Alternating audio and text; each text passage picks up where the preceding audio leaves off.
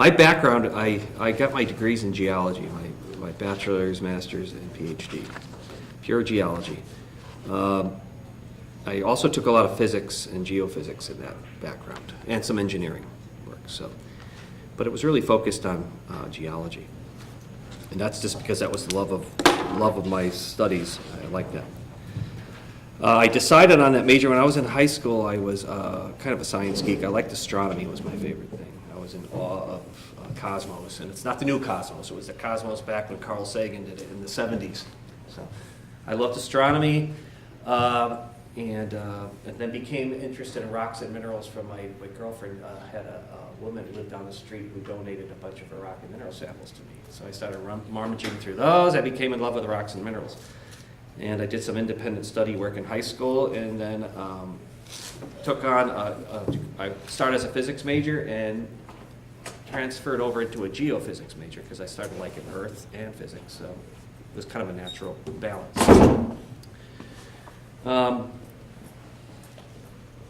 then when I got my master's and PhD later in my life after having several kids, and kind of did it practically. I was working in the environmental industry and the civil engineering, drilling, excavations, foundations, sampling groundwater, installing wells, designing wells, looking at groundwater flow and contamination of groundwater. So I had a lot of practical experience on the job. I was not trained as an environmental scientist, but I had learned a lot about it from working in a job. And at that time, it was a good field. So my geology skills and my physics skills really paid off. So one of the things I think is important then and today is build good skills. Don't get your sights necessarily set in one direction, but if you have good analytical skills that you'll gain from math and science, engineering courses, as well as English and such, how to write and speak, they can be transferred to different kinds of jobs. Because some of these jobs are going to come and go, especially now. Everything's fickle. You rarely find a job that you're going to stay in for the rest of your life. So if you can transfer the skills to other occupations, the better for you. So a lot of those skills I had learned from a geology and physics degrees, physics courses, I was able to use in the engineering field. As far as traditional career paths for me, when I had a degree in geology, I could look at exploration of Earth resources. I originally got a job in oil exploration when the oil business was a big business to be in. Or it could be mineral exploration. Consulting engineering, when I came back to Connecticut, I was out in New Mexico and North Dakota in my beginning of my life. But when I came back here, there's no mining and there's no oil. So I said, what am I going to do? So I ended up getting consulting engineering companies for environmental and civil said, hey, you know about drilling and you know about digging in the dirt and you know about things that are under the ground. We need your skills. You see, that's how it works. So I was able to go into that field up here. Environmental land use planning in some of the cities or towns in Connecticut, a lot of times land is premium. There's not a lot of land in the Northeast, so every little bit you buy or you want to buy, you have to go through a planning process. They need to know the physical conditions of the land you're going to use. Engineering, consulting engineering, departments of health, environmental protection are other places that would use those kinds of skills. Career opportunities that would be viable for someone in the program or the courses that I teach, in mostly physics and some earth sciences. Anything technical or analytical, I would say, the courses I teach would be important. You've got to learn how to solve problems, and physics is one good way you can learn how to develop those skills, taking physics or earth science. What recommendations would I make for a student considering a major in the field of my expertise? Am I getting the, okay. Learn how to speak, learn how to write, learn how to do math, and solve scientific problems. That's what I would say. Thank you. So, hi, I'm Pam Frost, and I teach students math, and so my focus is definitely on teaching, and math is kind of well, actually my focus is on students that I try to teach, and math, it just happens to be the subject. Now, ironically, I wasn't exactly a good student along my way. And somehow I did graduate high school, but I wasn't the geek. I was the one who wanted to have fun. And other things were more important than school. But somehow I ended up going to college right out of high school. And I say somehow because my brother didn't, my younger brother didn't.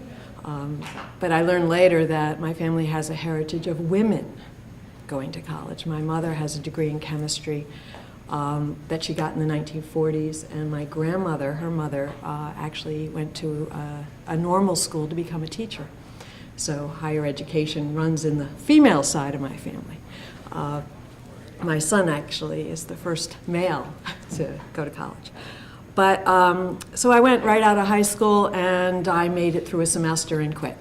So like a lot of our students, I stopped out and I got a job and I had some more fun and realized I didn't want to work in an insurance agency the rest of my life. So I got focused and I went back to school with a real clear vision of what I wanted to do. I wanted to be a teacher. I knew I always sort of was a teacher, but I wanted to be a teacher. And to this day, after teaching math for over 35 years, I'm still not sure why I chose math. I'm good at it, and I know there's a great need for good math teachers. Math is something that I think there's some really neat qualities about it, and I do appreciate mathematics, but I'm not a mathematician. So my focus, like I said, will be much more on teaching. But within a few years, I went summers, January terms, and everything else, got a teaching job before I actually graduated, and started teaching December 1st, because some teacher went home for Thanksgiving and didn't come back. So I got her job and started in a high school outside of Baltimore in Maryland and taught for 3.5 years full-time, while I then started working on my master's during the summers and evenings, part-time. So I completed my master's in education with a focus on secondary math within a couple of years' time. So I once I knew what I wanted to do, I just hit the ground running and ran with it. And quite honestly, it's really served me well in terms of getting jobs, both in teaching and outside of teaching. After teaching for 3.5 years in an inner city school, I got burned out. And I just wanted a 9-to-5 job. So I actually took a job at a small liberal arts college in administration. And after 3.5 years there, I was like in charge of everything. So I learned, okay, I'm never going to have a 9-to-5 job. That's just not who I am. But I moved and ended up going back to teaching. And I was just 31 or 2 and realized I was as far as I could go in teaching without leaving the classroom. I was a department chair in a brand new high school. I was teaching 9th grade general math with a special ed teacher and AP calculus, like both extremes. And I loved it. But I realized my career's over. I'm 31 years old. Where do I go from here? So my challenge was, how do I keep teaching for a long time because I love it and keep it interesting? And then I moved again. Not my choices. But I came to Connecticut and couldn't get a job teaching, which was it was a time when there was an overflow of teachers, and anybody who was getting hired were folks coming right out of college. So I had all this experience. I'd been a department chair, and I cost a little extra money because of a master's degree, and I couldn't get a job. So I thought about going into actuarial science, because Hartford being the center of insurance in the world, there's a lot of need for actuaries, and they do a lot of math, and they sit in cubicles, and the more I thought about it, it's like, not for me. So I ended up getting into the community college system sort of through a back door, through a grant-funded position running a math center in Hartford, which then led to my teaching position here. So my focus, again, has been on teaching. So I started out with an education geared for K-12, mostly secondary. I did do a stint in a middle school, and that taught me I never want to do that again.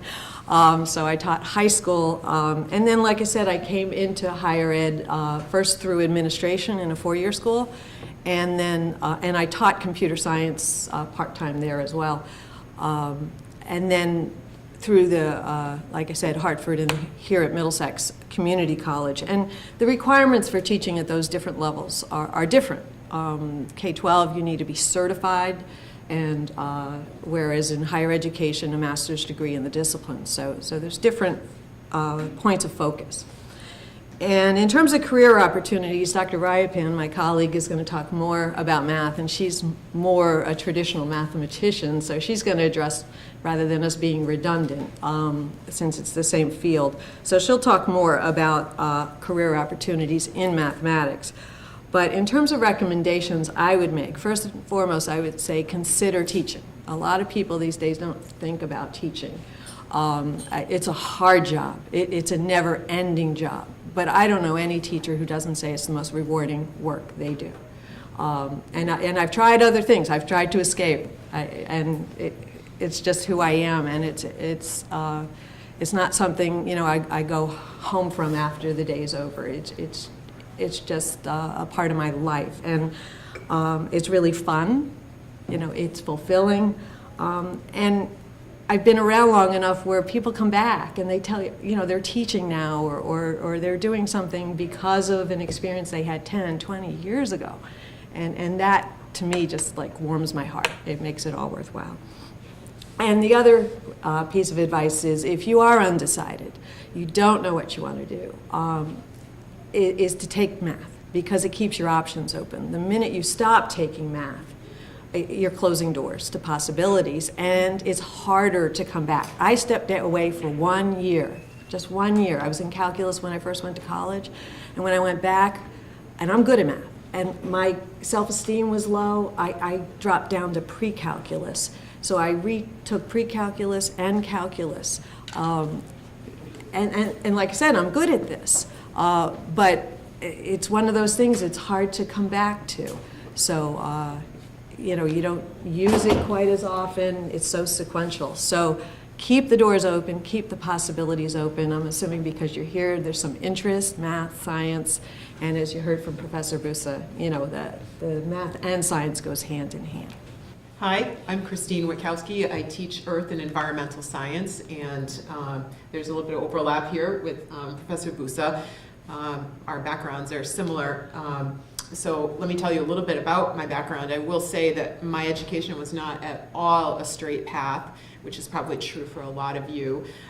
So you can very well succeed, even if you take a lot of detours along the way. I started out studying biology at the College of the Holy Cross in Worcester, and I was I was really ambitious, and you know, I was the kid at the front of the class, and you know, always, you know, just an overachiever. But I ran into some problems, family issues that led to me dropping out after 2 years. So it was really unexpected. I always thought I was just going to have this, you know, I was going to rocket to the top of, you know, whatever I was doing. And so I ended up dropping out and working for a couple of years and trying to get myself together and get my life on track. And during that time, I actually did take some community college classes, which was just really fantastic to, you know, kind of keep me going with, you know, pursuing my interests without committing to the degree at that point. Ultimately, I went back to school at UConn to finish my degree in biology. And from that point on, you know, things were going pretty well. But I thought that I wanted to go to medical school and ended up realizing that that really wasn't what I wanted to do. So then I wasn't really sure what I wanted to do. So I ended up working for a few more years and trying to figure those things out. Ultimately, I did go back to UConn and did a master's degree in geology. So actually, Professor Busa and I were both at UConn at the same time, so we know each other from graduate school there. And after that, I did go on to Boston University as well to continue studying geology. In deciding on my major, it all goes back to the fact that my father taught high school biology. So from a very young age, I was very much in love with science, and it was just a no-brainer that I was going to study biology and follow in his footsteps, although I was planning to go to medical school, because I kind of got the message along the way that if you're smart, you became either a doctor or a lawyer. And there wasn't a whole lot of conversation about any other options. You know, that was it. So of course, I wanted to be the smart kid and become a doctor. But when it was time to apply to medical school, as I was finishing my bachelor's degree, I realized that something was stopping me. So ultimately went you know, out in the world to work, but also to kind of think about what I really wanted to do. And it came down to thinking about what do I really enjoy. And being inside a hospital and being inside a doctor's office all day long, or being in a lab, wasn't really what I wanted. I love being outdoors, I love nature. So I took an intro to geology class to just sort of check things out, and that was it. It was like, you know, fireworks went off, and that was it. So that's what led me to ultimately study geology. You know, I have no regrets. It's been fantastic. In terms of, so now I teach and run the environmental science program here at Middlesex, and so you may be wondering, well, geology and environmental science. Well, it turns out that environmental science is really a combination of biology, the biological world, organisms, and their environment. So geology is about the physical environment. So my background includes both. So environmental science was really the perfect marriage of those things. How do organisms interact with their environment? In terms of occupations, you know, as a geology major in graduate school, the more traditional path, as Professor Busa said, was, you know, oil and natural gas exploration, for example. And those things are booming now. Again, that was, you know, early days, you could make a lot of money doing that, and then there was a real drop off, and now it's really picked up again. You know, you could be a seismologist and study earthquakes, a volcanologist. So there's all kinds of traditional geology fields that you could go into. Lots of jobs with government agencies. So there's really quite a variety of possibilities with that major. But in terms of environmental science, it's really much broader. It can be about the physical environment, air, soil, water quality, some of the things Professor Busa actually mentioned and did work in. That's a very common career path. Particularly environmental consulting, those are, you know, private sector companies that do that kind of work and, you know, identify the heavily polluted sites and come up with plans for remediating those sites and monitoring them.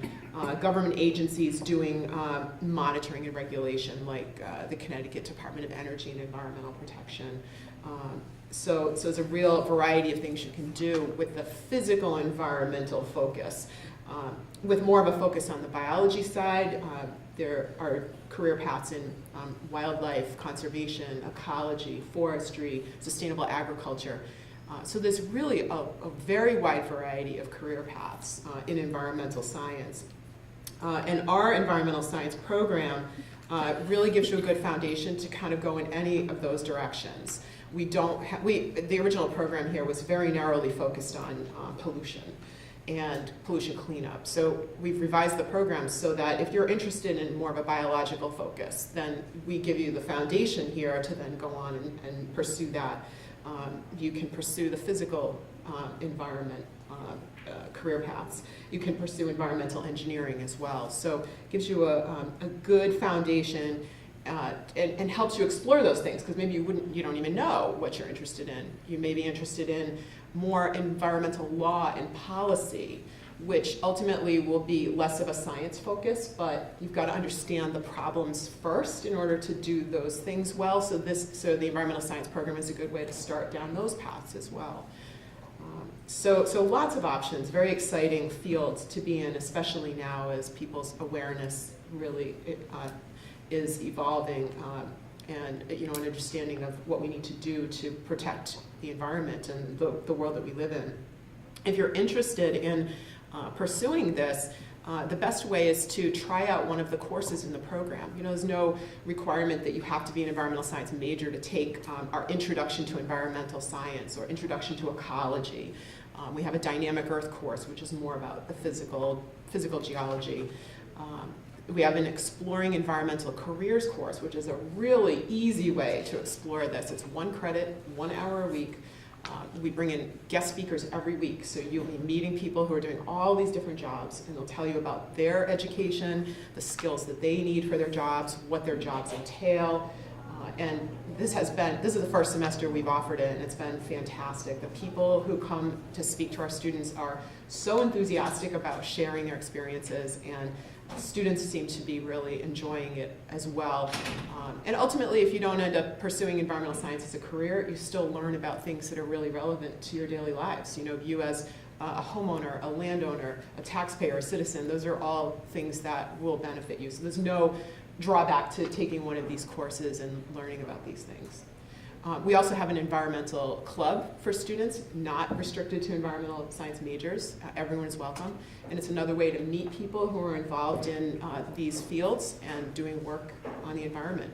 I do have a little handout. So if anyone wants to take that, I have my contact info, and I listed some of those courses that you could take to explore these ideas a little more.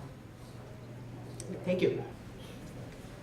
Hi, I'm Mary Rayappan from the math department. They said we have to be really keeping time, so I kind of made a lot of notes so I can, even if I cannot talk that in a very colloquial way, but walk through that quickly for you so that I can share all that I wanted to share. There's a lot of things that went through in my mind when I was going through these questions. So first I'll give you a little background and then talk about why the major and probably refer you to some of the occupations. So I have completed master's in pure math. I had one subject which was fluid math, which led me to complete my doctorate in applied mathematics, focusing on biofluid mechanics. Like Professor Witkowski said, she was an overachiever, the kid in the first row. I was also pretty much like that in my school and college years. And like she said, once again, I had my own troubled scenarios at home. I lost my mom when I was in master's.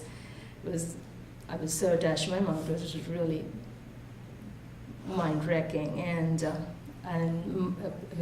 Sorry, did I say I lost my mom at that time? No, I lost my dad, and my mom fell bedridden. So it was a very difficult scenario. But at that time, I lost my mom later on, but during all this whole phase, I was telling myself I have to keep moving on, channel my energy in the right way, even though it was pulling me down. So that's how I did my master's and my doctorate. Never thought I really wanted to do my PhD. That was never my intention, but I just was channeling my energy in the right direction. Many times, most of us need some support to accomplish our goals. So while raising my first son and serving as a math professor in India, I thought I'll be the kind of that support to my husband who was interested in doing MBA. So it was not out of my interest, but just to be of support to him, I did MBA along with him in an open university system. Now we're talking late 90s. I am old. With the boom of IT, I had to challenge myself to know and be part of that industry. I couldn't accept that. I don't know what that comes with. So while enjoying my second newborn, I quit my job, took up 3 months of software training, only to join immediately as a software engineer in one of the multinational companies. From there, life took very quick turns. Moved up the ladder from software engineer to system analyst to assistant project manager and project manager in 4 years. After serving as global delivery manager for one of the big multinational companies, managing multiple teams spread around the world, I came back to education since that's where I started. And I always loved being with students, and this profession is well suited for my life at this time.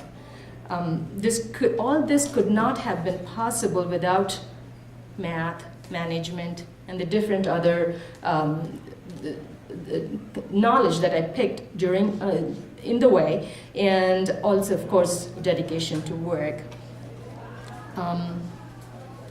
Also, I must add, this variety in skills and flexibility to accommodate career options brought me to US during this whole process. Now, why did I choose math? That's a good question. Choosing major worked differently in India during that time. It might be the same case now, I don't know. We had to make the choice soon after our high school. There was no option of undecided for a couple of semesters, so we had to make that choice immediately. So as a young high school graduate, I thought, what do I want to take in college? I told myself, if I take math, I can complete my degree without putting humongous hours since math came easy. That was all about it. So very recently, I was visiting a friend from India who is currently working for Microsoft in California. So when his son asked me why I did math, I shared the same information, and you know what my friend said? He pointed out immediately saying, that's passion in disguise. And I was pleasantly surprised, never thought about it, that there's a novel interpretation, and tended to agree with that statement. At that age, I didn't know it was passion. It was more like, I can do it easily. I don't have to take the books and turn and keep working on it, keep memorizing, so I was happy doing that. Coming to occupations, the very journey I shared about my academic and career pursuit reveals to some extent that math gives you tremendous flexibility in choosing careers. Math is so sought after by many companies.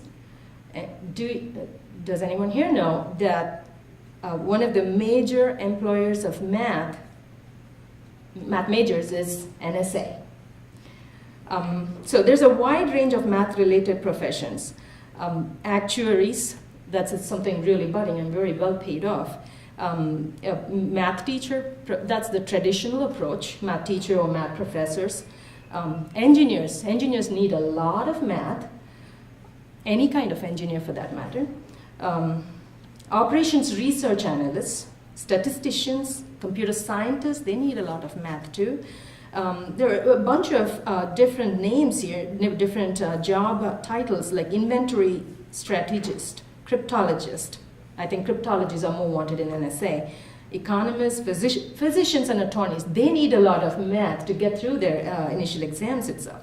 Architects, astronauts, budget analysts, climatologists, computational biologists, national security analysts, psychometrician. So many names are so different and new for us, but there are a wide variety of opportunities. I'll be very happy to talk to any of you who like to hear more or want more information. But one thing I would say, make a note of this, we use math.org. It's a very rich source for you to look into when you're considering math. So the traditional career path, like I said, is teaching, either schools or colleges. But like I said, there are a wide range of other courses you can take. Recommendations. When students come to me for advising, I ask them a few questions to see what they would like to pursue for a career. A current student of mine tried an engineering course. I encouraged that person to try an engineering course and decided to pursue engineering. There was another student who did not think engineering was his career. I told when he went to UConn, he still kept touch, and I told him to try some actuarial courses, and he is pursuing that degree now. So I encourage students to try one course in that field to see if you could bring yourself to like it, just like Professor Witkowski suggested. Try one or two courses in the program you want to pursue. That definitely reveals it to you. There could be some of the courses that are needed for that degree. When you're trying to do that, one thing I want to make this happen to my son. When you're trying to do a particular program, there could be some other courses coming with that package, but you may not like them. Keep in mind that when you're working towards an end goal to be an Olympic star, there are certain things you need to do, like taking special nutrition or practice long hours or avoid specific food, etc. Even though you enjoy the sport, you may not like all the tasks associated with it. Still, we do it to achieve that end goal. Don't take your eyes off that end goal. There are other students who think differently. Seek the career that gives me a stable job, good income, and secured career. That's fine too, as long as you make a well-informed, integral decision. That's important. Even if you do not choose a career in math sciences, studying as much mathematics as you can is a good way to keep your career options open. I truly believe in that. Professor Busa mentioned that, even though he's not a mathematician, but he definitely thinks math is very necessary for several career options he considered.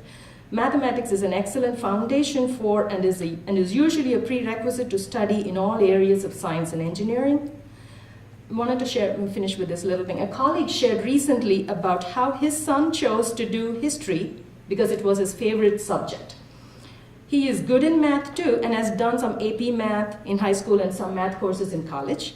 After his degree completion in history, no offense, please don't mistake me there. He seemed to not get a proper job until he massaged his resume, highlighting his math courses from high school to college. Where did he end up? Goldman Sachs. And you too can.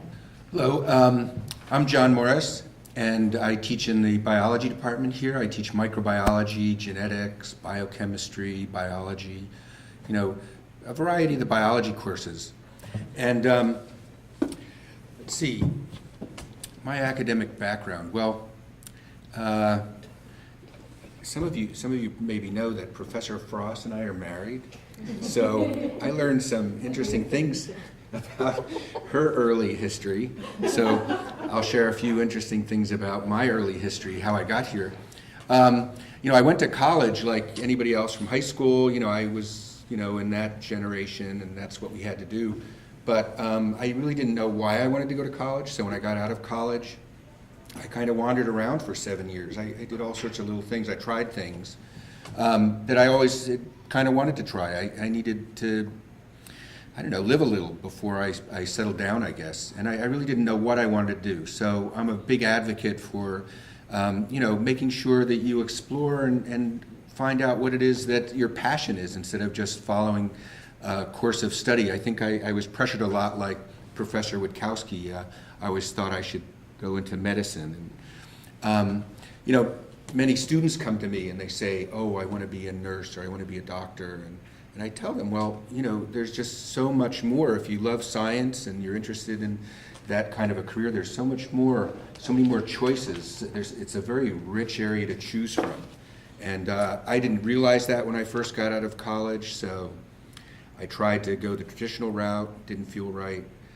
I ended up hitchhiking around the world. I was a potter for a while. I was a carpenter.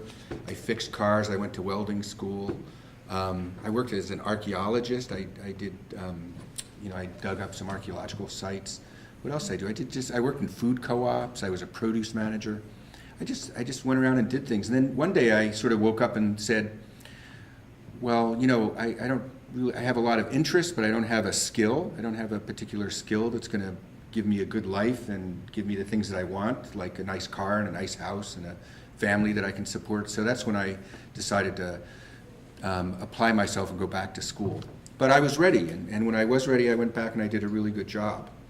So I went to graduate school, got a PhD, did a postdoc, taught at universities, and then I came here to Middlesex Community College for 10 years, and then I went to Manchester Community College, and then I came back here because this is a really great school. You guys are in a really good place to study.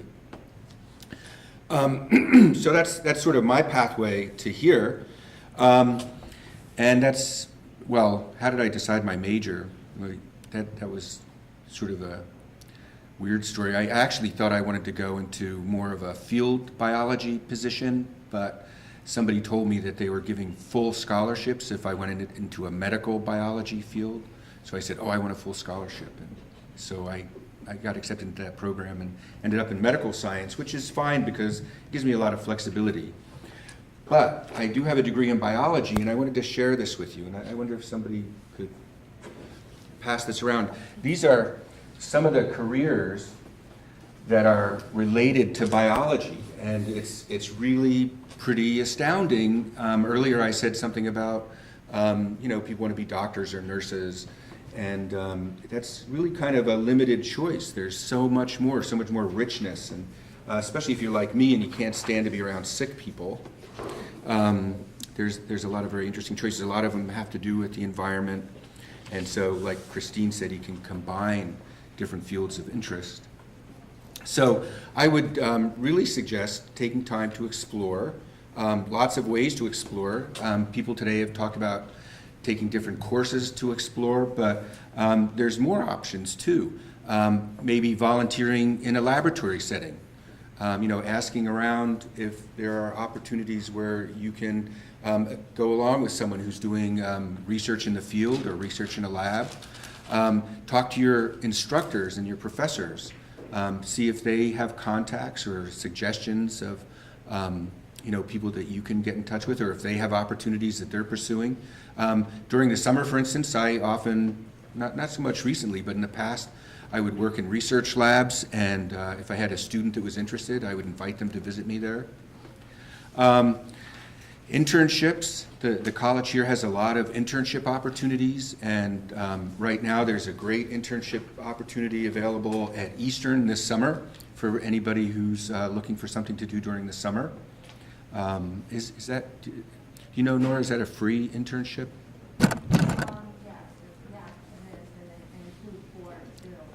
Okay, so you know, that's a wonderful opportunity if you have any interest in biological science or a health career. You get to work with scientists at Eastern and learn about research. I suggest reading, you know, do a lot of reading. You know, pick up articles, pick up books. Even some of the better science fiction books can sort of expand your imagination about what the possibilities are in the future. Science is, and as biology especially, it's an exploding field with a huge number of opportunities in it. So anyway, good luck with that. Any questions? I think, you know, I've learned so much about all of you. This has been great. I think one of the overriding things that threads through all of us is that many of us haven't had maybe a traditional career path, and maybe that's something that we can help you with, because so few of our students seem to have a traditional career path, and that's not always a bad thing. Lets you sample different things. And as Professor Frost walks out, I just want to let her know I was a geek. My family was geeky, but we didn't know it, so it doesn't count. So while she was, you know, she said she spent a lot of time having fun and things, and my dad taught science for about 40 years. And so I grew up with him. He later became a coordinator, and so it was a very low-funded school system, so he would actually take supplies from school to school. And so how do you transport a complete human skeleton? Why, you put it in the passenger seat and fasten it with a seatbelt with its arm out the window. And you either have your friends thinking that's really great, or they go running, screaming home. So it was a really unusual growing up period, but my dad was very much sort of the Mr. Wizard, and very, he can to this day see a student, know what class, what year, where the student sat in class. I do not have that ability. I remember faces but not names. But he always did very practical things. So I guess that, and living next to a bird sanctuary where there was a lot of nature, I knew that science was a thing. I just really liked it. Even though my mom, it was the right brain, left brain thing, you sort of grow up learning that fields that we all talk about are not so separate at all. So, you know, when you hear the art and media folks, it's really sort of the same approach, because whatever you're going into, it's going to be a lot of work, but what you hope will take you through, as Professor Rayappan said, is that you like it enough to get you through it. And I think for science, one of the main requirements is just a curiosity. Hard work is a given. It's going to be there with whatever you go into. So I majored in biology, got a bachelor's degree in biology from Southern Connecticut State University, did well in chemistry, knew that I needed the chemistry because science is very interdisciplinary, took a lot of math, took all the other core courses I needed to take. And I remember my chemistry professor saying, "Hey, do you think you want to major in chemistry?" I said, "No, are you kidding? Biology is so much more interesting."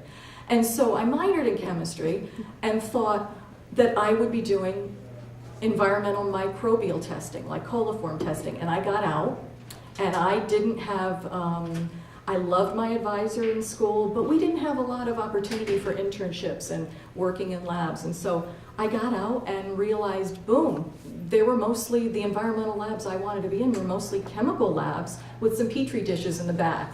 So I got a summer job at the Connecticut Agricultural Experiment Station working in analytical chemistry. I did environmental testing, I did environmental samples, I did produce samples for pesticides and PCBs, and thought, cool, this is not at all like school. This is not at all like chem lab, this is sort of interesting. And then realized that I really couldn't go beyond a certain point without a degree in chemistry. I had a degree in biology. So I started actually going to school evenings and taking chem courses that I didn't need as a bio major and so on. And then ultimately I got my master's at St. Joseph College in chemistry. And they were sort of the ones that I blame for getting me hooked on teaching. because it was basically, hey, you know how to use that instrument. Can I send my students to you? And it really grew from there. And then that was going to be it. I was going to stop. And they talked me into going for a PhD. And they said, if you think you want to teach, you really should go for a PhD. And so I went to the University of Rhode Island and got a PhD in chemistry. And so I guess what I want to say to you is I had no plan whatsoever. It just happened. You know, in between, before going back for my master's, after the ag station, I worked at a small sort of medical products company doing quality assurance. Then I worked in explosives and propellants research in a chemical company. And they were, you know, they were so different. It was like completely different worlds. So I think all of us would agree that the sub-careers you could go into within our fields are astounding in number. So traditional career paths, I don't know that there really is one. I gave you 3 very different jobs, but you know, so you could go into anything as far as sales. I've had people that I've worked with who've gone into, they've completely left lab work and they've gone into software development for scientific instruments. So they need the software skills and the mathematics, but also the understanding of the philosophy of the operation of the instrument and what concepts are used there. I actually have had students, believe it or not, be from the art world, and I would say, you know, if you don't mind me asking, you're not a science major, why are you in this class? They want to go into art restoration. And of course you need a background in chemistry to do that so you don't ruin this, you know, wonderful work of art. Lab administration, medical fields, it's just unending. I guess the career opportunities are just, you know, unending, and they're always developing. And that's not even mentioning people who create their own niches. But I think as far as recommendations, I would say keep the curiosity, try to keep an open mind. And at this point, it's so hard to get a sense that fields are interdisciplinary because we're giving you, here is physics, here is biology, here is chemistry, here is math. But nothing's wasted. Even Professor Rayappan was saying, there's a whole bunch of courses you have to take as part of your program. And you sort of, oh, okay, I'll take this. But you never know what you're going to pull on. And when you get a job, you find yourself threading things together you never thought you would thread together. And I think one of the nice things about Middlesex is that we're small enough that we can go across the cube or across the hall and say, you know, you have an instrument, could I use it for this, or here's how I do this, or you know about this, you've worked in this field. And I think, you know, just ending on this note, I think one of the things I really enjoyed about this is finding out that a lot of us have different backgrounds than maybe, you know, if you were to ask us 30 years ago what we would have been doing, this is not the answer, this is not where we thought we would be sitting. And so sometimes it's good to let something carry you. If I had not worked in a chemical lab, I would never have known that it's not what I thought it was based on my college course. So we can't emphasize enough, I'm at 7 minutes, I'm sorry. We can't emphasize enough things like working in a real environment. If you can work in a real lab, if you could talk to a guest speaker, if you could, you know, I had a student walk down the hallway in Central because a class conflicted here and she had to take it there, and she saw them doing something and she walked in and she started, you know, volunteering, and she started working in the lab, and now she's getting a PhD in molecular biology. So, you know, you never know where it's going to take you. So on that note, I just want to thank all of you for coming and ask if you've got any questions for me or for any of the folks remaining. So if you don't, help yourself to cookies, see the Health Life Sciences table, and Emily is doing the universal sign for please fill out the evaluations. And thanks so much. Please, if you're around, Monday is our last career panel, and we hope some of you can come. Thanks so much.